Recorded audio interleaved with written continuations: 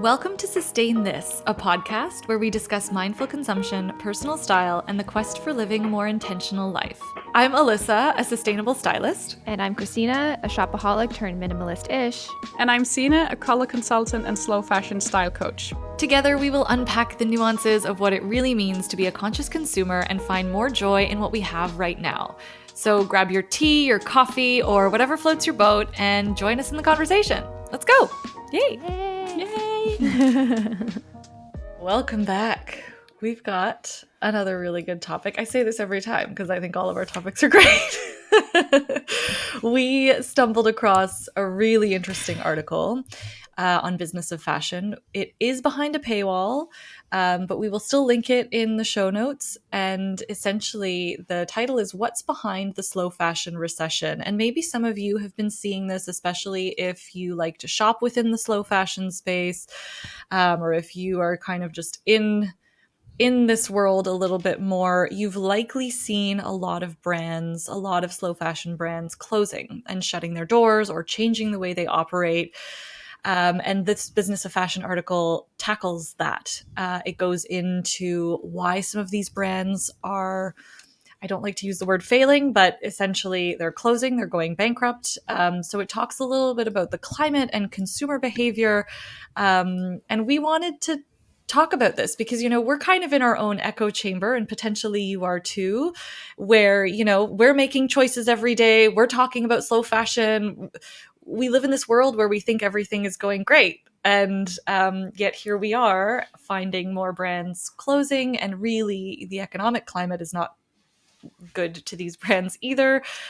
So there are some struggles, and we wanted to chat about it. So that's what we're going to get into today.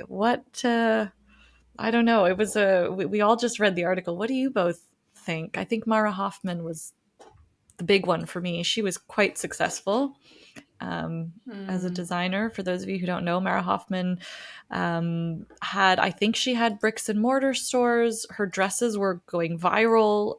She was a very, very popular brand, very well known, and she had to shut her doors this year. So what are your thoughts?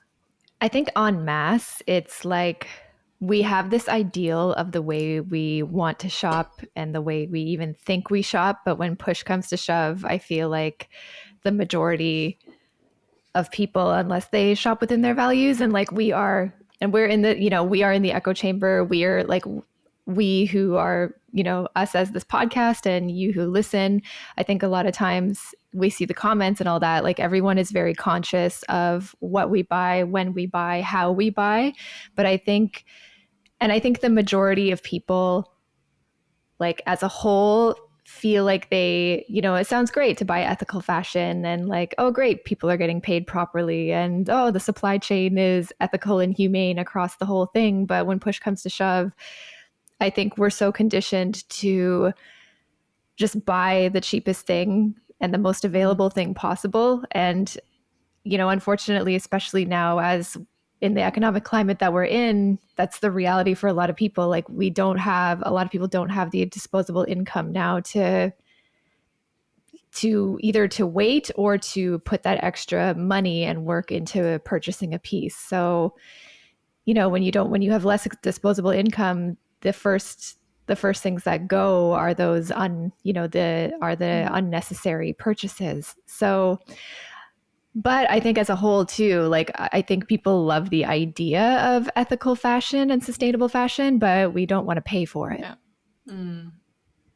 Yeah, I love how the article kind of acknowledges the fact that consumers are actually just being rational. They want to look out for their money, and they want to stretch them out for as far as possible. So the ethical purchases kind of took a backseat for a lot of people. Even I think people who were already kind of used to spending that amount of money on a clothing piece from like an ethical brand, maybe they've had to change that a little bit because of the economic situation. And I think, like obviously people want like the best possible product for the lowest possible price, right? So it's like there's a bit of tension 100%. There.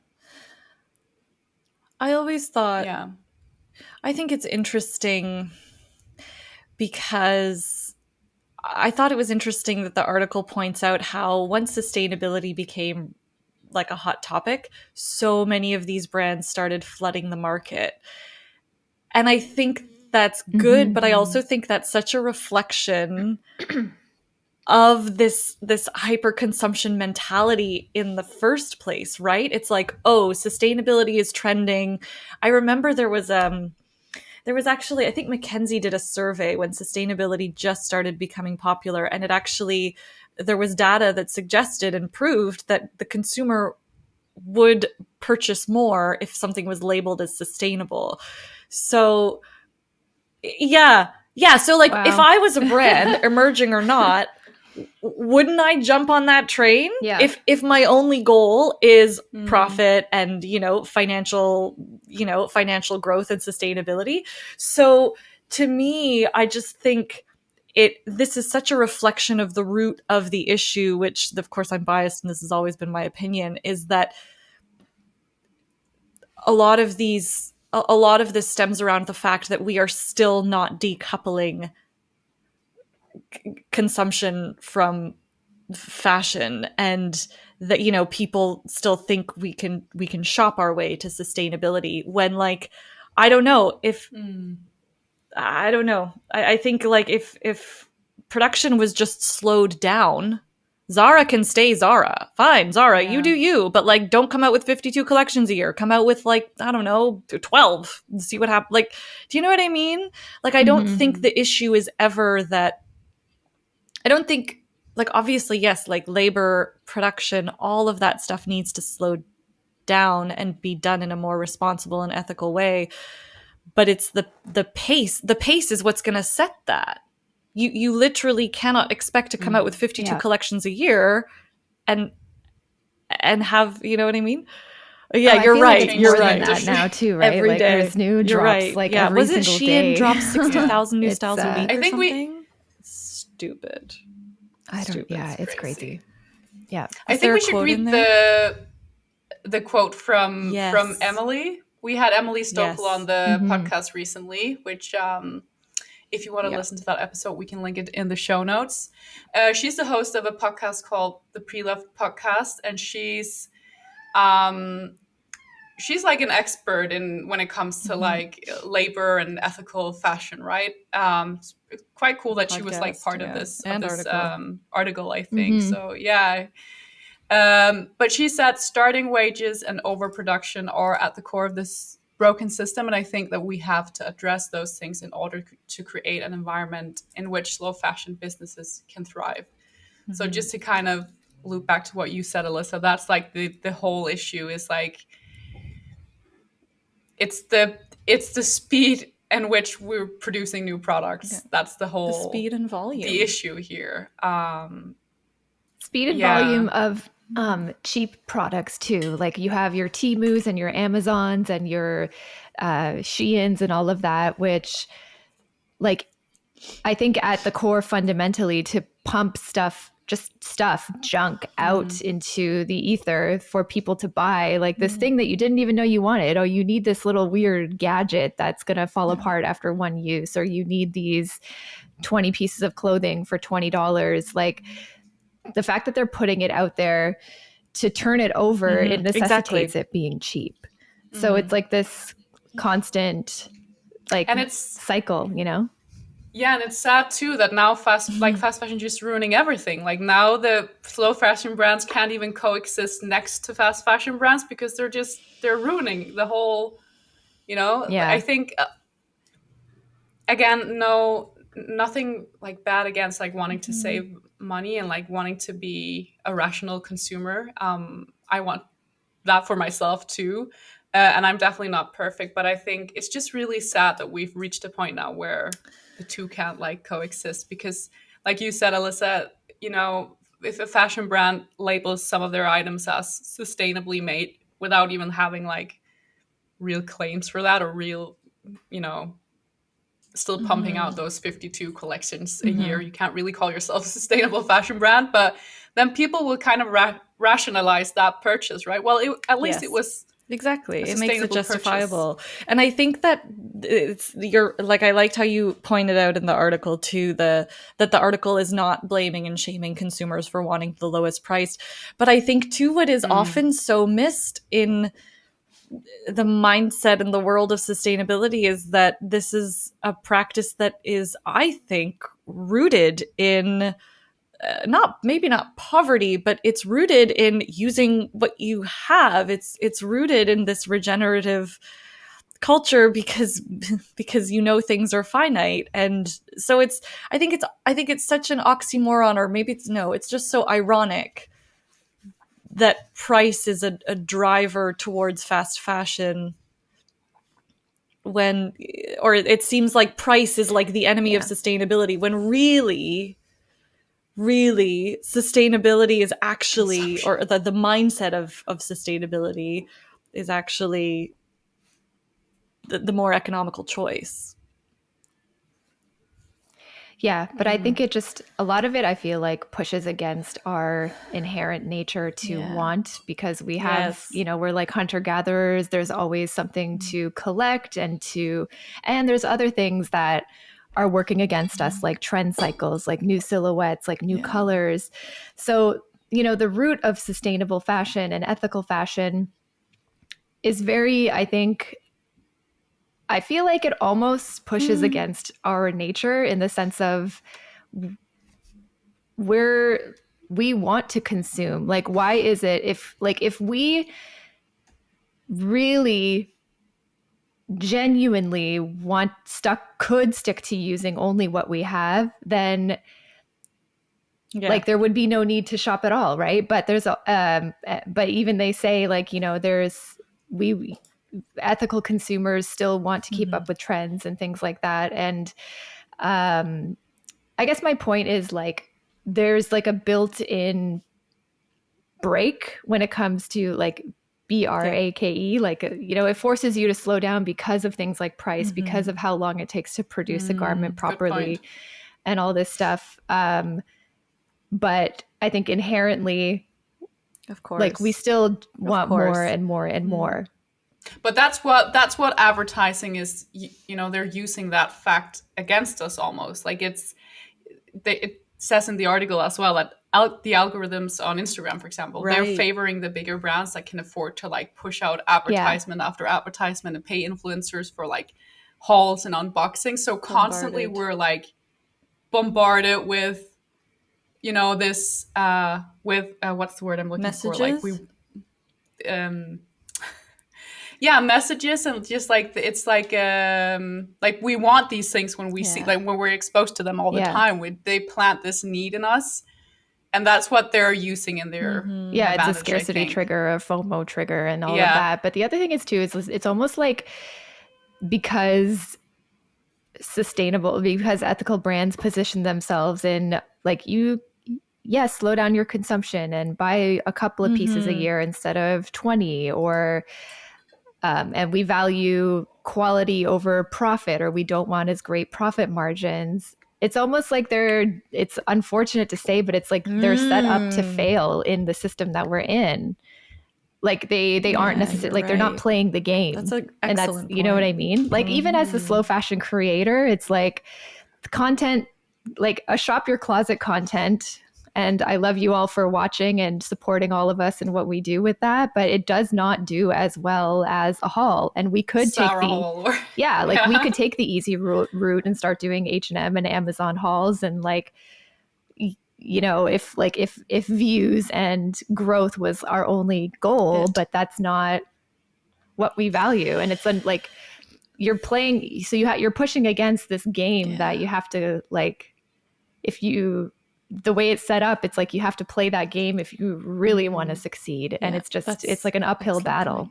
Yeah. Plus, we've talked about that before. It is a little bit hard already, or tricky to earn like like an income where you can do this full time. Being a slow fashion creator, you don't become a millionaire doing that, because a lot of the brands that you want to work with, maybe they don't have the budget, or Yeah. it's really tricky. That's such a those are such two really good points. The first, I thought, like Christina, yes, like how we do crave like that newness and novelty just by being human, which is so true. And then how both of you were talking about that most, about how it's like you're almost set up to fail, or like it's that struggle. I think the podcast, I don't know if the episode will be out yet, but the interview with Christy would be really interesting for people to listen to in addition to this.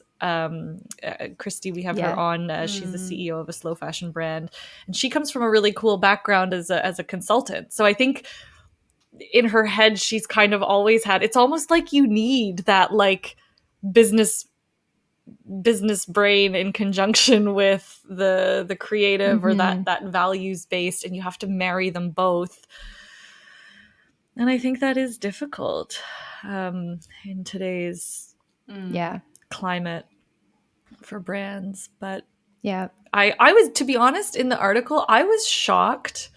They talk about how Sotella and Selva Negra, their revenues, their annual revenues, and these were brands, like, I knew these brands. Like, I knew both of them. I thought they were huge. I thought they were like, yes, go, run.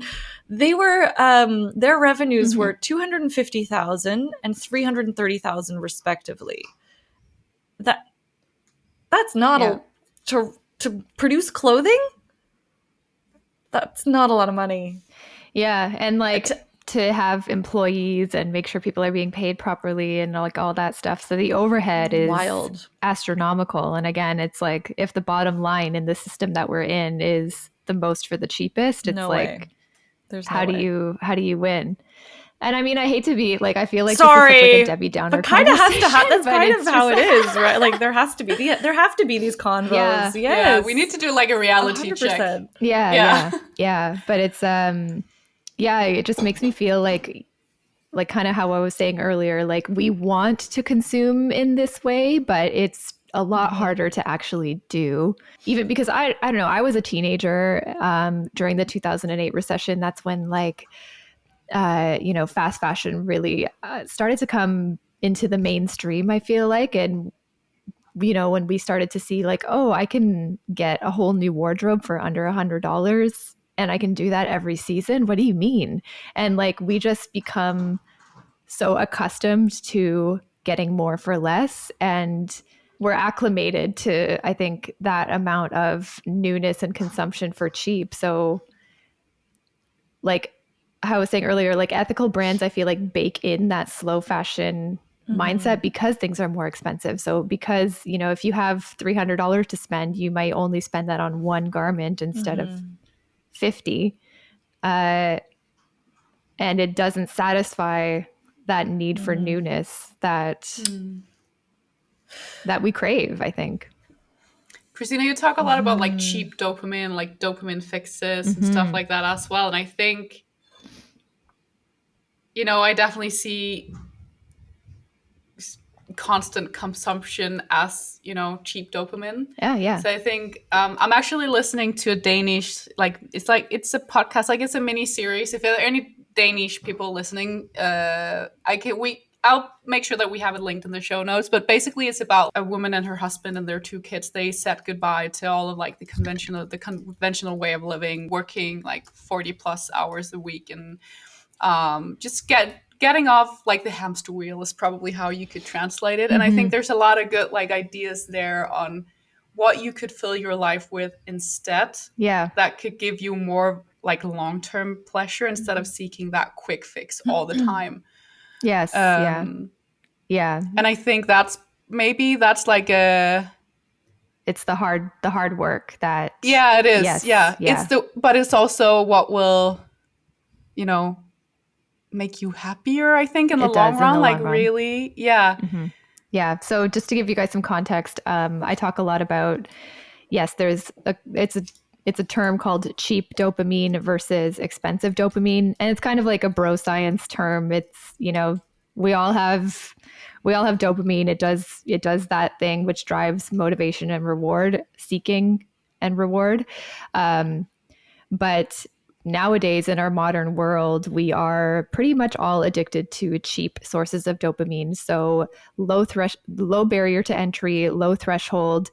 You get that instantaneous pleasure hit from it, and we crave it over and over again. So it's very easy to reproduce to get that reward, and it's repeatable. So things like scrolling on TikTok and Instagram, it's like it's kind of based off of like a slot machine.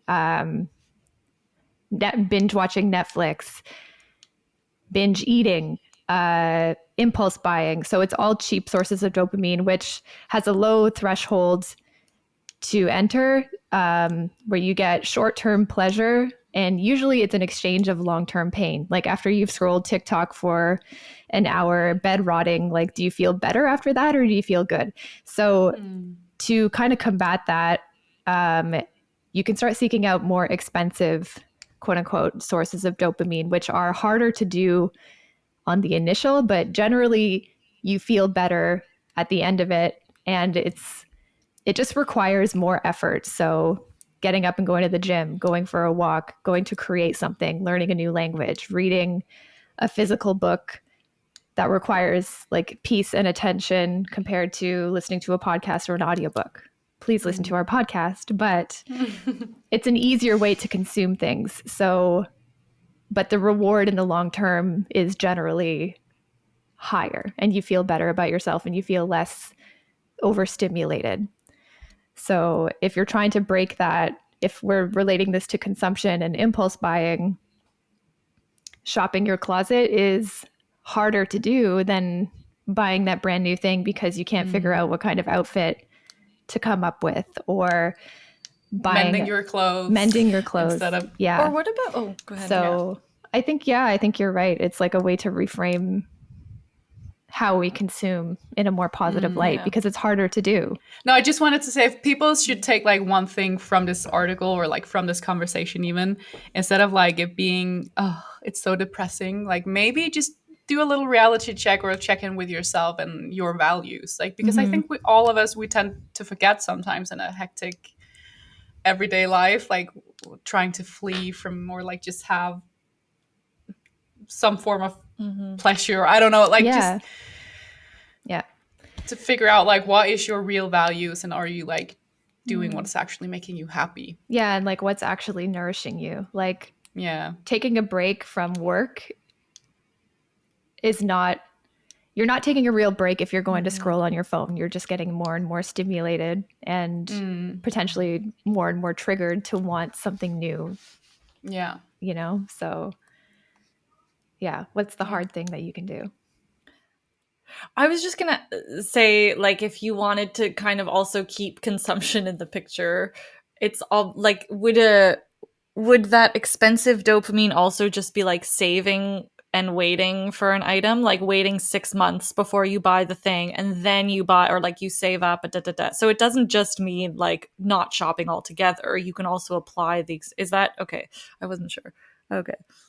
Right. 100%. Yeah. Like, or even thrifting, like it does thrifting take time. that's time. harder. Yeah, exactly. Even whether it's online, like obviously it's even harder if you enter like a thrift store that has like everything, because one, you're not guaranteed to find what you're looking for, and two, it can be really overwhelming. But even like when you're browsing through Vinted or whatever is your favorite secondhand shopping like platform, it takes more time to find what you're looking for. Yeah, I think that one I feel a slippery slope, because I feel like some people just like thrifting 100%. can be just as addicting as shopping, and it's thrifting's not going to solve your shopping addiction, because I think a lot of like the barrier to entry is so low, and we talk about, if we're going to be thrifting, shop with a plan, have something in mind, and that slows it down and makes it more considered and kind of like puts the blinders on. But there are habits where, oh, this is cute. No, this is cute. No, this is cute. And this is $1. It's really and, cheap. And this giant cart of thrift hauls. So that's like, that's kind of the loophole with that one. So I think, and it's, it says even in the article that, and we know this, that shops are flooded with fast fashion. Yeah. So even then, like, we're used to this really low price already, like from the thrift store. It's like it's even cheaper if you buy a fast fashion piece in a thrift store. I kind of want to, if you both don't mind, I kind of want to bring it back to the whole brand piece, because this is the whole conversation has got me thinking in terms of your behaviors, the way you shop. Like, I think I know already, and we have talked about this, but does the idea that a brand is sustainable, like, for example, if your aesthetic was a Mara Hoffman aesthetic, would that sway your decision? Because I'm thinking, like, again, like, it kind of, I'm thinking about some of the brands that I shop from, or some of the brands that I've saved up years and years to buy. They're not slow fashion or sustainable. You know what I mean? Like, M.A. Parsons, I know their shoes are made in Italy, but I don't know how transparent their supply chain is. I love their sandals. They're amazing. I wear them all the time. But I didn't shop there because they were slow, and yet their designs are classic. They don't drop new shoes all the time. Technically, like, they are not branded as sustainable or ethical or any of those things. And yet, I find they're in alignment with my values. So I just find it interesting when we have these conversations about shop with your values, shop, but it's like, what? I don't know. You can do it through a sustainable lens. Yes, through any exactly. brand I think that's what I'm trying to get at, if that makes sense. I mean, I definitely have like a few brands that are, you know, they label themselves as sustainable or transparent or whatever, that I'm very faithful with, you know, shopping. I'm very like a very loyal customer, I would say. But it's because I know, it's not just because the fact that they're more sustainable. It's because I've tried them, I've tested them, I know their fits, and I know the quality will last, and it's, they're reliable, it's more stuff like that. Yeah, it's more stuff like that for me today. But yeah, like you say, Christina, any brand can basically be, I think, the longevity piece and like the not any brand can be sustainable, but the way we consume but I almost, it, exactly. I think that's the question, though, for brands. It's like, do you? Yeah, I guess that comes down to the brands. Is like, do you have to label yourself as sustainable? Can you not just operate from a slow fashion mindset and you will attract the customer that you want, rather than trying to chase the sustainability label? Like, I don't know. Is that a thing? Do you understand? Yeah. I see what you're saying. I guess, like, some brands, I feel like that's how they, like, obviously they're targeting a certain person, you know, like there's always that sort of the customer avatar. It's not like a demographic that's targeted. It's like, who is the person, and that person is, you know, they're interested in ethical fashion. They're interested in knowing where the clothes came from. So there's like that kind of angle. And then I guess the problem is just like brands have sort of co-opted, oh, we have this like recycling program now, or we used organic cotton, and or we're trying to. What did I do? I was looking at a brand the other day, and I just happened to. They had like a sustainability tab, but it literally said nothing. It was just like a bunch of word salad to, you know, because I feel like most consumers, I feel like, aren't willing to put in the effort, and it annoys me greatly that research portion is so, like, we've talked about this. Why do we have to work so hard to learn about the brands, and like, why is finding that information so difficult? Like, why do you have to be a detective to get the information that you're looking for? And then a lot of brands, should be like just something you have to do. Like, it should just be by required. Like, But it's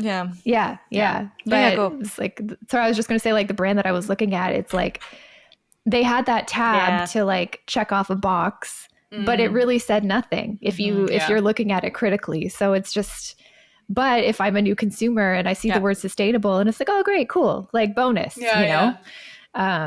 So yeah, it's like they're hijacking the term and just like using it to sell more. That's what bothers me too. And like, I think it's interesting. The article does mention, and I think this is really important, that more publications, and that when we have these conversations, that we start talking about why it is important that government, there has to be participation on both sides. It's not fair that it's all on the consumer. We've mentioned this before, and in that interview with Christy, she talks about it too. How wouldn't it be nice if the Canadian government like provided more support? And I don't know if that's what brands need. Like if it's more direct support to brands, or if it's just like, to Christina's point, what if brands were no longer allowed to have a sustainability tab with no legs? Like, if you're going to even have a sustainability tab on your website, then these have to be, like, you have to hit these 3 points of information. You have to tell us where your clothes are made, how much your garment workers are paid, and like maybe 3 things. Like, I don't know. Is that I'm not in politics, but I feel like no, we actually have. I feel like, is it the European Union? I could be wrong. But I know someone who's working, with a woman who's working with God, get her on, Sina. I think I'm trying. But I know that they're working on something. We have I don't know how to translate that into English, but we have like an act in Denmark to protect consumers, and they're trying to right now like go at the bigger websites. Sometimes you can filter like sustainable or eco or better fabric or whatever, and they're trying to right now go at the bigger websites to say you can't just put these claims out without having any actual proof that you're doing something. And I know that they've succeeded with some of these like bigger like online stores, which is a really great start. So I would love to see more of that, because I completely agree that, you know, also for slow fashion brands to even exist, we need someone to put the brakes on fast fashion. Oh, that's such a good point, Sina, because then it almost allows the slow fashion brands to breathe a little. It's like, okay, it's like making the playing field a little bit more even, you know? Exactly. Yeah. That's such a good point. I have, you're right, Sina. Yeah, the European Parliament, there's like a bunch of stuff being put on the table. So we'll try and link something in the show notes, because I've seen a bunch of articles come out. I think they're both trying to like put brakes on Shein right now, and also Temu. I don't know if you sorry, I find that part really fascinating about like what in the bigger ecosystem of things is happening and what can be done, because it's like you said, Christina, and I think it's hard. We tend to take a lot of responsibility on our shoulders as consumers, but I think it's only fair to also highlight that, you know, we need the government to do something as well. Okay, I think that was a really good conversation.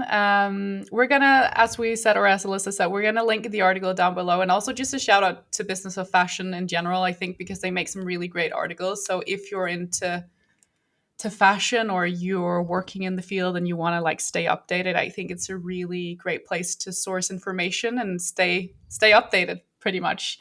So we hope you enjoyed this episode. Let us know what your thoughts are. If you're watching on YouTube, leave a comment down below. Make sure to like, subscribe, share with a friend.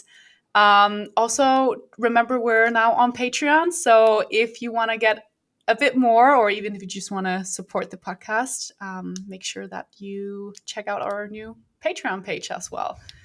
So thank you so much for listening, and we'll speak to you again soon.